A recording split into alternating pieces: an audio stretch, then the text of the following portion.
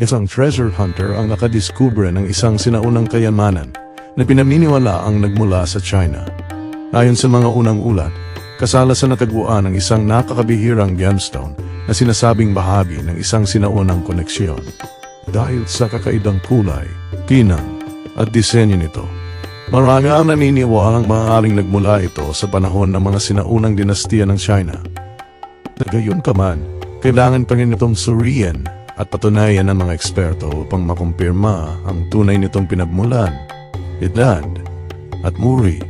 Sa kasaysayan ng China, ang mga mahahalagang gemstone at jade ay kadalasang iniuugnay sa mga emperador, maharlika, at mahiyamang pamilya bilang simbolo ng kapangyarihan, kasaganaan, at karangalan.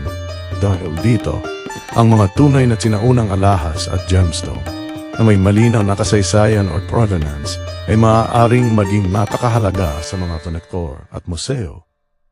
Ang halaga ng isang ganitong kayamanan ay maaaring umabot sa milyon-milyong piso o himit ba depende sa pagiging tunay nito, kondisyon, konbihira, at kahalagahang pangkasaysayan. Sa ngayon, hinihintay pa lang marami ang opisyal na pagsusuri ng mga eksperto upang malaman kung ang natuklasang gemstone ay isang ang tunay na kayamanang nagmula sa sinaunang China.